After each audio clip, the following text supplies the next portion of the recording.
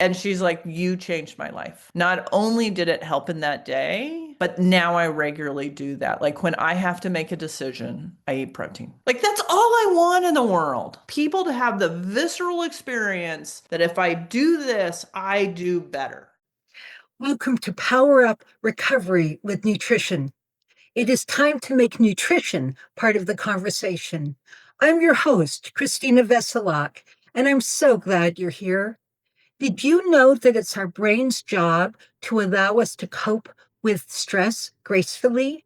But to do that, it needs to be fed optimally. Have you ever wondered why so many committed people relapse or maybe even die? Why so many people on psychotropic medication still feel lousy and still have cravings? What if the missing piece is food, the right food?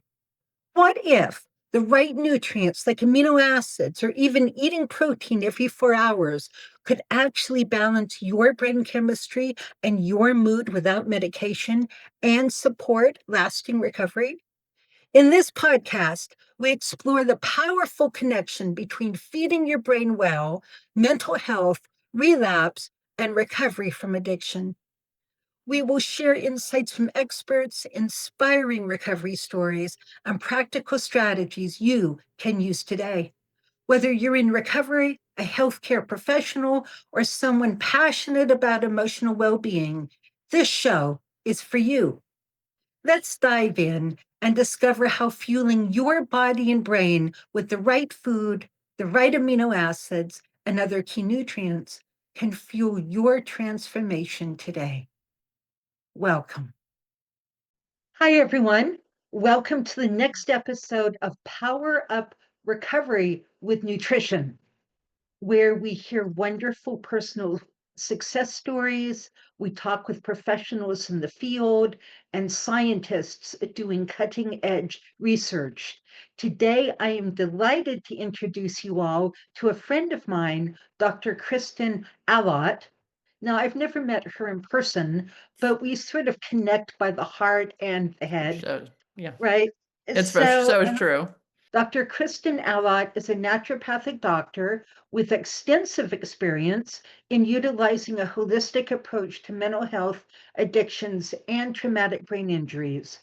Since 2004, she has been helping individuals understand the vital role nutrition, laboratory testing for nutrient and hormonal imbalances, and mindfulness play in mental wellness.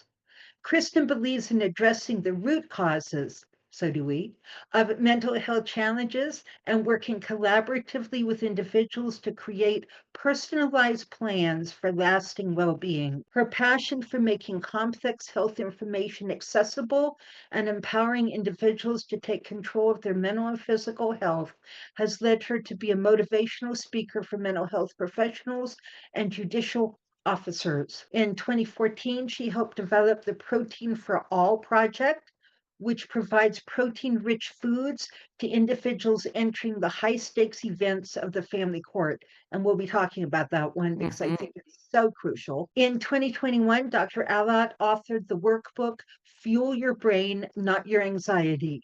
Stop the cycle of worry, fatigue, and sugar cravings with simple protein rich foods, published by New Harbinger. Great book, by the way. We will be putting a link to it in our show notes. Thank you. Welcome. Thank you. This is so fun. Yeah, we always have the best conversations. I've been anticipating this all week. Well, we do, and I've always wished that we'd recorded them. Right. So now we've done it. Now we've done it. When I think of you, what I really think about is how you, like me, really push the notion of keeping blood sugar stable Yeah. for robust emotional and physical health, Yeah. mental health, and addiction recovery. And right. And physical health. Like it's all like if the body's not happy, our brain's not happy, and then it's really easy to use easily accessible dopamine highs. Exactly. Right. Exactly. Whatever they be, whether Whatever they they be be. your phone or sugar or Right. Yeah. Right. What has also struck me is that conversation we had where you talked about bringing protein bars into courthouses. Yeah. Can you share with everybody that wonderful intervention, and is it still going? It is. So, just a little background. So, I had a little over 10 years of experience, and I was like, wow, I really want to work with communities on food, sleep, and exercise because that's how it gets supported, right? Versus Mhm. individuals coming to my clinical office. And so I started, I like reframed what I was doing to optimizing brains for better decision making. Because there's studies that looked at judges making decisions for parole, and they thought they were doing implicit bias, right? So, like, did it matter race or gender or ethnicity, or, right? That's what they thought they were getting studied. They knew they were in a study. And really, what they were looking at was a parole decision different before or after a meal? What a powerful study. Right. So, immediately after a meal, 65% of people were considered for parole. So there was one more screening process, but to get out of prison, you had to get into this first pile, right? Mhm. An hour earlier, immediately before a meal, you want to guess how many people were considered by parole for on average for all the judges? Very few. Zero. 0. Zero, not 10%, not 20%, zero were considered for parole. And These are judges. these are judges, these are highly educated, let's be honest, men, right? Because when the study was done, it was going to be men, right? Who had been trained in decision making. And not only were they making radically different decisions, they didn't see it, right? Because that's the difference between our lizard brain making a decision and our responsive brain making a decision. And when we are in our responsive brain, right, we can take a lot more context into account. And when we're in our lizard brain, it is fight or flight, and it's a fear reaction. And no judge wants to release somebody who might hurt somebody else. And that's all right? And so that's all they could see, right? And so I had the opportunity in 2014 to talk at a judges conference on dependency court. Now, when somebody becomes a superior court judge in the state of Washington, their fantasy of what it's going to be like as a judge is not dependency court listening to neglect and abuse cases and taking children away from kids or parents, right? Mhm. Like, and they have no emotional skills to be there at all, right? None whatsoever. Right, right. Right? Because the game is really different in dependency court because you actually want to set up the parents for the opportunity to live with their kids again, which no other court tries to set you up for success. That's not Right. how the judicial system works. Anyway, so it was just really hard on them. And so I got the opportunity to come in and speak for a couple of hours to judges, and I'm like, "Hey, there's these studies and here's the science around decision making. And, you might want to put your hardest cases after a meal, not at 11 o'clock, which apparently was the thing to do, right? So I'm just doing this talk, but the next talk was three parent allies, and three parent allies in the state of Washington are individuals who lost their kids to dependency court and then got them back. Now let's just take a moment on who goes through dependency court. It's almost always somebody who's below the poverty line, who lacks education. And if you are living in poverty and you lack education, honestly, an addiction seems like a good idea, right? I'm not in support of Right, that, but like, I right, don't because know. we're trying to survive. We're trying to survive, and like we have no easy outlet to feeling more comfortable. And then we have to raise children with no support, right? And so like of course it goes sideways because let's be honest, the affluent don't go through dependency court. Like you have to be really amazing to actually go through that. So like it's a very poverty driven and has a lot of really ugly historic background on it, but we're not going to go down that rabbit hole. Anyway, so they were listening to this and they came up to me afterwards and they're like, so like what Jason was like, the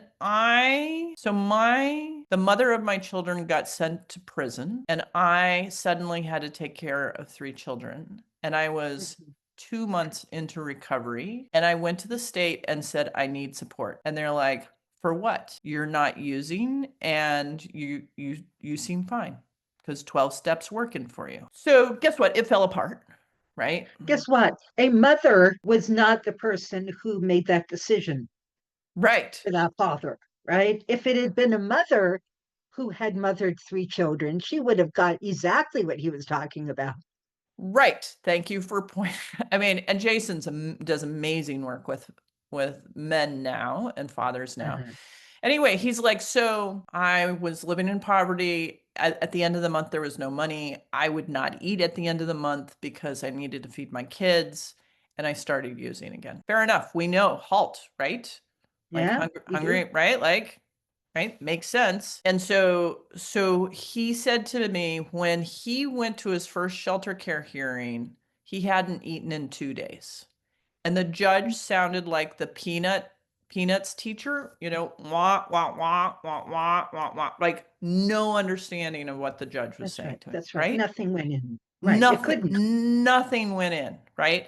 And the second person told me the story, and the third person, very similar story. And they're like, so if we give people a Cliff Bar before they talk to their lawyer or judge, will that help? And I'm like, absolutely. Right. And so that, and I was like, okay, my job is done. Went on about my life. Right.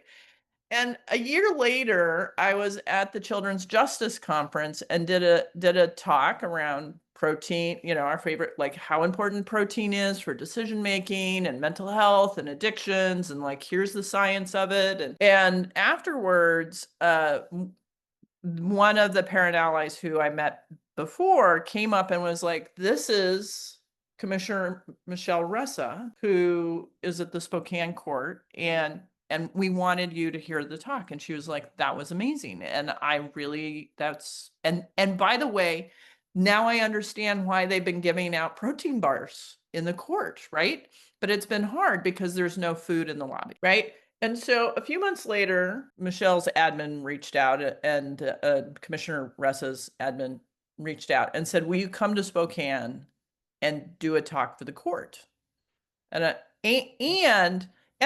was beginning to like hear that this was happening and hearing a little bit, and I was from the parent allies, and I was like, do you need a website? Like, because if you've lost your children, even if you've got it back on the hierarchy of trustworthy, you were at the bottom, right? And I'm not saying that naturopaths are considered socially, right? Like I'm used to people being like, "Oh, that's a witch doctor," right? And I'm fine with that, but like I'm a couple of tiers higher on the, right? Just a little bit. Just a little bit. Right. And I was like, I'll make a website so that you can say that this is real science. You're not making this up. Right. And so they implemented, they imagined it, they got it done. A whole bunch of people got it done. And What a honestly, miracle. I just showed up and was like, yep, the science is true. Right. Uh-huh. And so I've done some talking and I've done some problem solving and done some handout building. And Natasha, who's my co-author, built out the website and then a training program. And so the parent allies has been so successful because when you come to court having your children be taken away the night before, like you are devastated. Devastated. Mm-hmm. And if another parent meets you there and says, I got my children back, I will walk you through this very complex system called the court system, the dependency court system, and I will help you get your children back. It changes everything.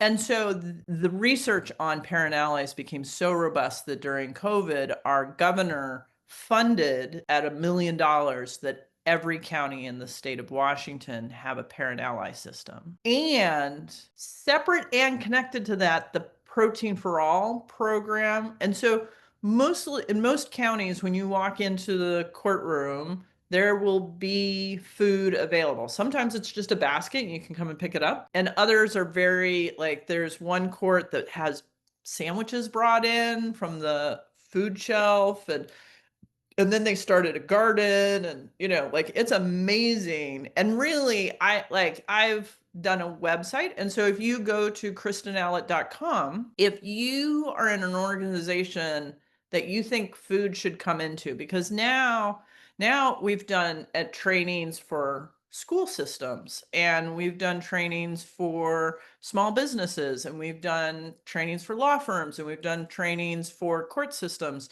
because people understand that when we're under stress, and particularly when we're working with populations, disadvantaged populations around, and particularly right now, right, we've just had this national discussion about how many people are on the edge of not having enough food, right? And that's just like calories. Like, SNAP Right. benefits is calories. It's not necessarily nutrition, Healthy food.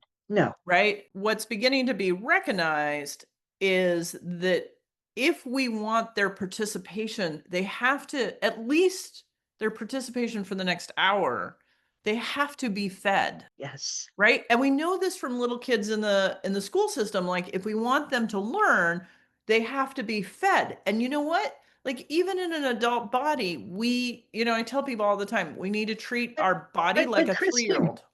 well, yeah, but addiction treatment does not understand this.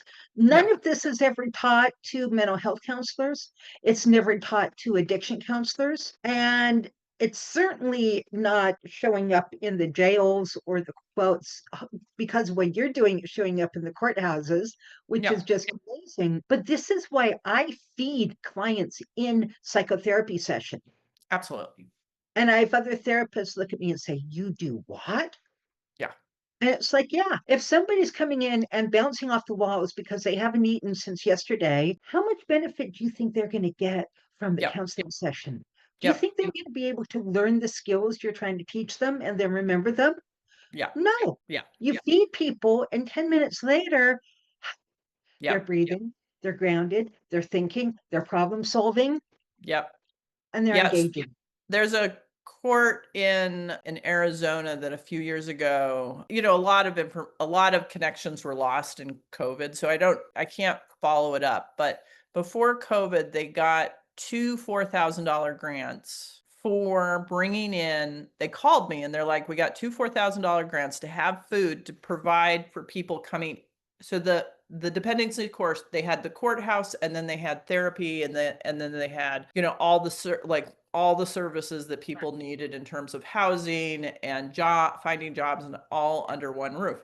And so they got $4,000, and they're like, "What should we buy?" And I was like, "Well, you need to buy shelf stable food and protein shakes, because the people who have meth cannot eat fast enough to make it count. So you have to have protein shakes." Anyway, so they started feeding people when they came into court and going to therapy. And the therapists were like, "Oh my God, this is so much more productive," right? In terms of addiction treatment, and Their right, brains are functioning so they can right, engage in treatment. right. And they can remember it, They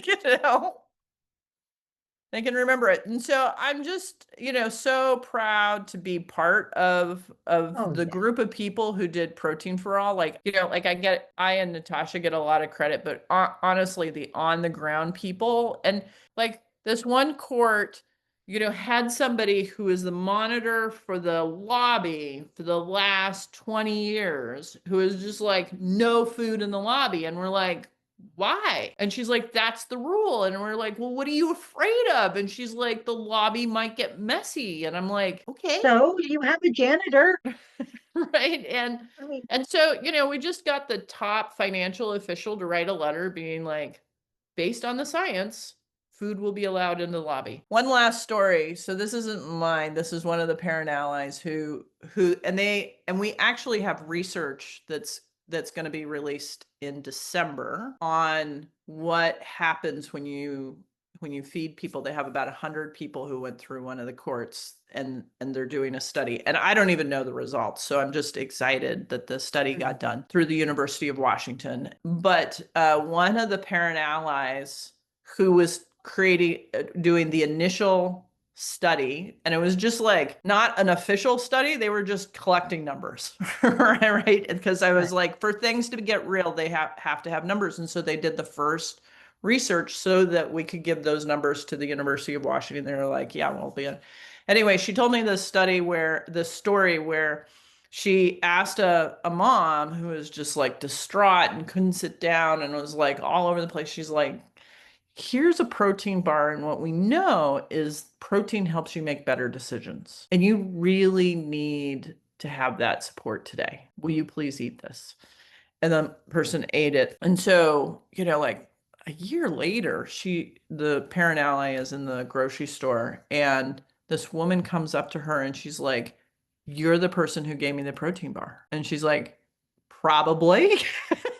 Because she sees so many people like, and she's like, "You changed my life." Not only did it help in that day, but now I regularly do that. Like when I have to make a decision, I eat protein. Like that's all I want in the world. Like that's all I want. People to have the visceral experience that if I do this, I do better. This is why I've always wanted to get billboards up across the entire country with that message on it. Right. Now, I've never found the funding to put billboards up, Yeah. but that is still my goal because Yes. everybody needs to know that one thing. That one thing, just one thing. And it's really Oh, hard. As we become a more convenience oriented society, I'm finding it harder and harder to have people eat protein regularly, right? And particularly real protein. And protein bars and protein shakes are a great first step, but it's like the difference between nothing and protein is this big. But the difference between a protein bar and real food is like this big, right? Like it is quantitatively bigger and it takes more time it takes more time, it takes focus, concentration, and so therefore you need a functioning brain, and and skills. it takes money. It takes money and it takes skills, Yes. right? And if you grew up in a chaotic household where people were focused on other things, you didn't get the skills when you were little. And this, Kristen, is one of my biggest beefs with standard addiction treatment programs and mental health hospitals for that matter. Yeah, And we could throw in jails, right, is that nobody is being taught how to cook, right. right? They teach life skills, but life skills almost never. Now, there's some notable exceptions, but life skills almost never includes cooking. Yeah, And so people default to what they grew up with. People default to what they know. And so they may have eaten well in treatment, not jail, but treatment, and feel better.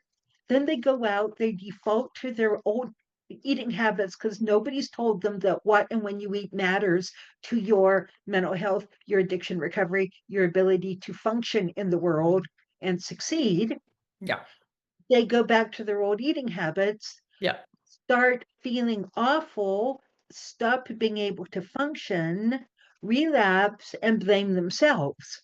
yeah, There's something wrong with me, right. rather than, oh, there's something wrong with what I'm eating, and therefore what these people who are supposed to know better taught me. Yes.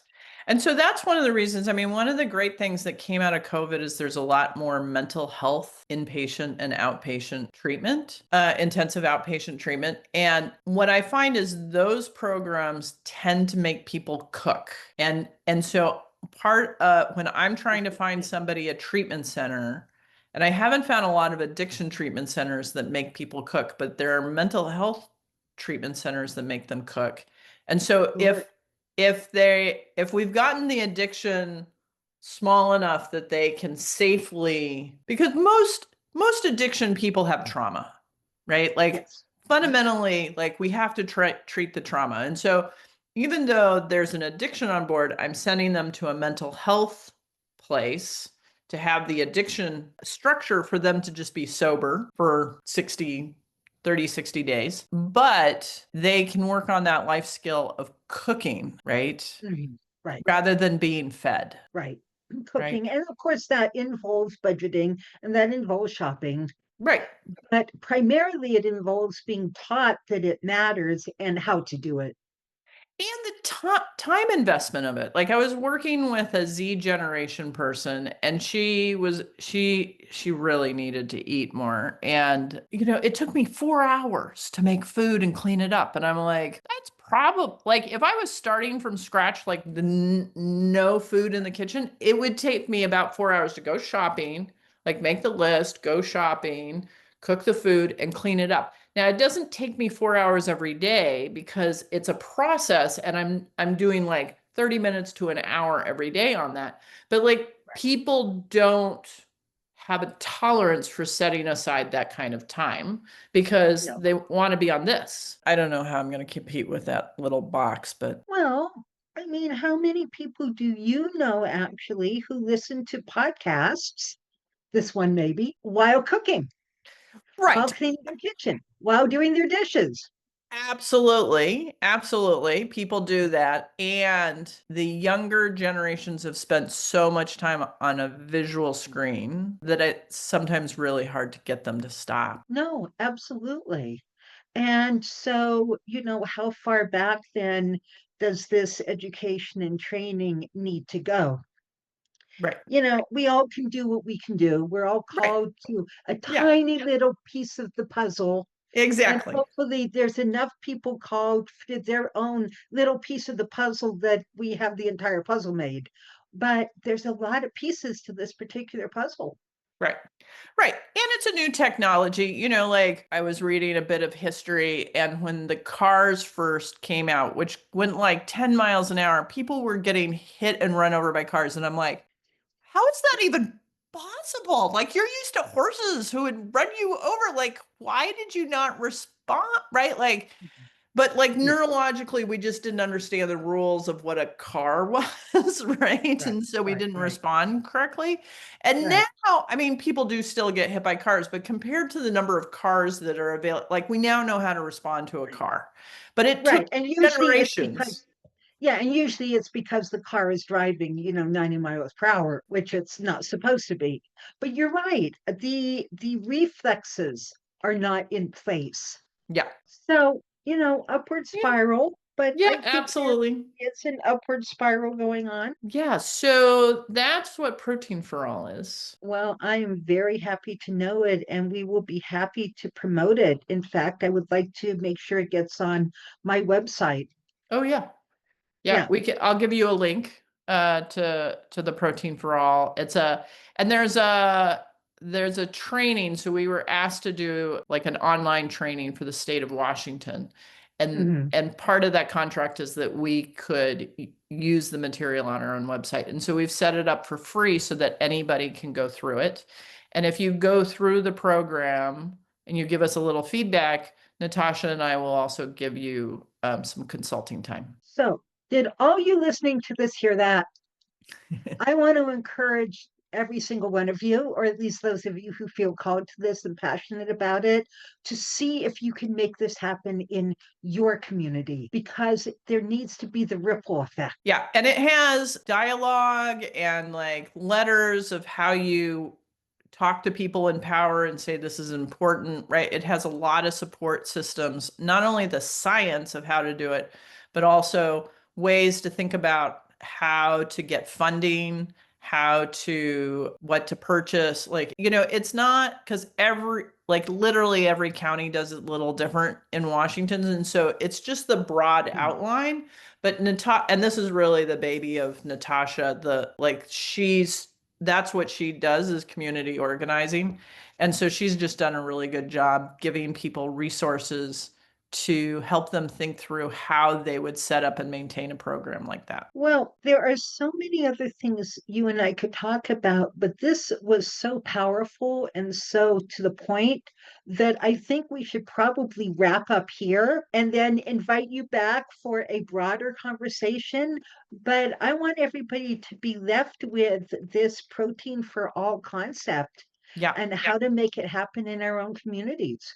Yeah. If we're going to wrap up, I want to share just a couple of other resources that you can find at my website, KristenAllott.com. That's ALLOTT.com. We have the book, which is great. I published by New Harbinger. I get a whole dollar a book. Woo woo. And so I'm not promoting it to make money. I'm promoting it because I think it's It's a good helpful. book. It's Yeah. a good book, and it talks about labs that should be done for mental health, and so that's helpful. And then the other thing that Natasha and I do is a learning collective monthly, except for in December. So January through November, we have once a month learning collective. So people just show up on Zoom and we have a discussion. And in January, we're doing our favorite books, and so I'll make sure that I have read your book before we talk about our favorite books. Thank you. Because this book, I think, will also go hand in hand with your book for Absolutely. your population. Yeah, Yeah. absolutely. I'm very excited to read it. Well, this has been fun and delightful and not long enough, but as I said, I want to stay focused. Yeah. Yeah. No, I think this Okay. was a great discussion. So we will have you back, Thank you and so much. I really wish you well in everything you're doing. Oh, thank you. And the same. Like you're always doing such really important community building. I mean, that's one of the things that I think has just been stunning about us getting to know each other is like how consistent you are about like here's what people in the addiction world need to know about taking care of their body. And that's such a rare conversation, even today, 20 years later, right? That's right. Well, and so I want to share with you, on my nonprofit website, Eating Protein Saves Lives, we have what's called a Nourish and Thrive kit. Oh, good. Okay, so we have a video in there on how to shop healthy on Snap. Great. And we have recipes, we have resources, we have a few videos, we need more. It is very much a work in progress, and I'm looking Absolutely. for people to donate videos, expertise, recipes, things that work for you, stories. So it's nowhere as robust and effective as my vision for it is and says it could be, but it is a first step Lovely. towards encouraging people to get into their kitchens in early recovery, or if you're in a sober living home, or if you're in recovery from mental health issues and trauma, to start the self-care of feeding yourselves appropriately. Nice. We've got a lot of resources, and they will be continuing. I love that we get to have this conversation of like, here are these resources, here are these resources, and they build on each other. And that's how we change lives is by Mm-mm, building, not reinventing the wheel, but mm-mm, putting the no. wheels together. Ripple effect. Exactly. All right. You have a Thank you lovely day. so much. Thank You're you welcome. for interviewing And me. This was lovely. it really was. And thank you all for joining us today. And if you enjoyed this conversation half as much as we did, please push the like button, the subscribe button, and share it with friends, family, and colleagues. See you next time. Thank you for tuning in to Power Up Recovery with Nutrition. I'm Christina Veselak, your host, and I hope today's episode has inspired and equipped you with new insights and tools to support your recovery journey or practice. If you enjoyed this episode, please subscribe, leave a review, and share it with others who could benefit from the knowledge shared here. Stay connected with us for more episodes filled with practical advice, expert wisdom, and inspiring recovery stories. Remember, nutrition is a powerful tool in mental health and relapse prevention. Power up your recovery today. I'm Christina Veselak, and I'll see you next time.